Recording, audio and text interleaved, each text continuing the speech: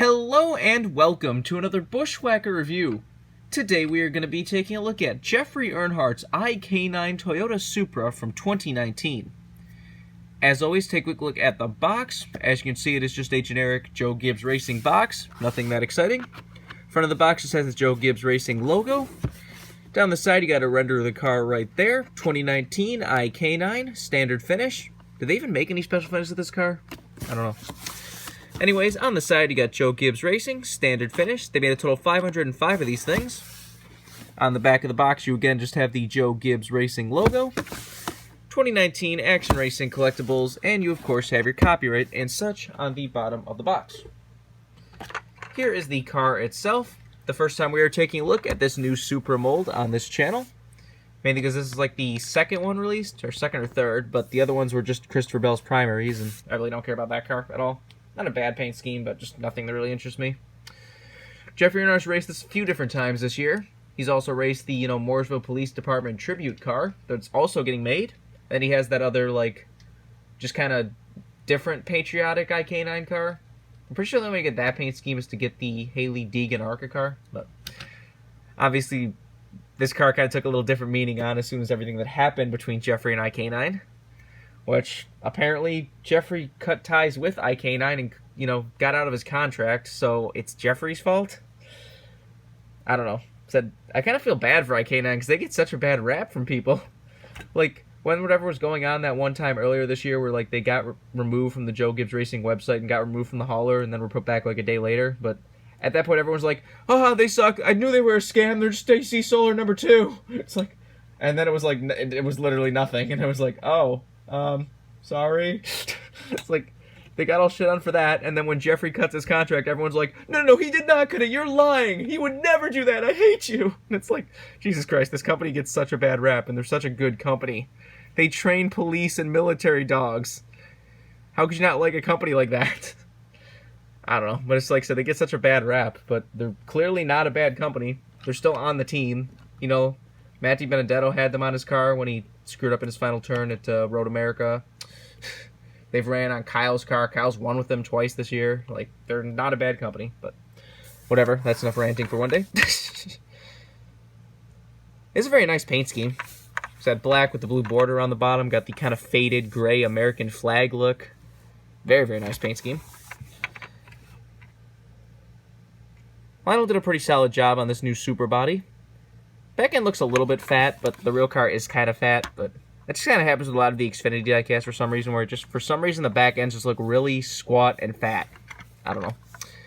Anyways, let's get down to sponsors. On the hood you have iK9, got a picture of a black lab. Got Toyota Supra, number 18, and Joe Gibbs Racing. Down the side you got iK9.com, you got First Foundation, you got Extreme Concepts Inc. Racing, which I thought they were making that team specifically for Jeffrey, so what's going to happen with that team now? I think Eric Jones raced for it at Bristol earlier this year. So, are they still going to go to Cup? Anyways, got Interstate Batteries, Freightliner, Mac Tools, Mobile One, Lincoln Welders, and Sherwin-Williams. Got nothing on the B post, or the C post, I mean. And on the B post, you got Toyota and J.D. Gibbs. Got pretty much regular contingencies and such. For some reason, it just has the regular Xfinity banner, not the one that has the name on it. Was he not going for Xfinity points? I don't know. On the back, you got Toyota Supra, number 18, and you have the Alabama 2 Fast license plate. Kind of a cool idea, but at the same time, you're kind of copying the Ford Mustangs, so. On the deck lid, you have the First Foundation, and on the roof, you have firstfoundation.com. This is number 322. Got the same stuff down the other side, as usual. Take a look under the hood if it wants to open. Once again, it's not open very far. See, it says Mobile One and Toyota under there. There's the engine detail if you want to see that. The Supras also have that little black plastic piece for that opening like the new Camaro mold does. So I'm sure the new Mustang mold they make next year will probably have that too. But now when we talk about the Supra mold itself, because like I said, they did a pretty solid job on the molding of this car. So the Supra's really kind of a weird looking car. So it's got this little bump that kind of sticks out, which I'm kind of surprised that NASCAR actually allowed, because that's got to be some aerodynamic thing. You can feel where the air will go off this thing, and there's even a crease down the entire length right here. So I don't know. Seems like that'd be an aero advantage, but I guess it's not because NASCAR allowed it. But that car's won a lot this year, but so is the other ones. So I don't know. But Lionel did a pretty accurate job of molding this car. It's even got the little kind of, it'd be kind of hard to see that, but it's like very so slightly curved in right there, like the real car has. Got the windshield. Said pretty solid job. Not a whole lot to talk about with a mold like this, but said Lionel did a pretty solid job. Said this car is either one of them that you really love or you really hate because it's, you know, doesn't really translate too well onto a NASCAR body from the real street car. But not a bad job at all. If you want this card as a brand new release, you can get it right now.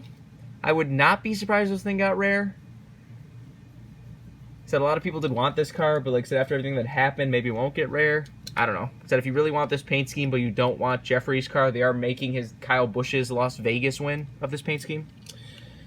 I got Jeffrey Earnhardt's version of this paint scheme since I want to get that Mooresville Police Department car and have a set of 2 Jeffrey Earnhardt iK9 cars. Probably have to get Haley Deegan's cars to get that other paint scheme. But anyways, I think that's all there is to say. This has been a review of Jeffrey Earnhardt's iK9 Toyota Supra. Hope you enjoyed, and thanks for watching.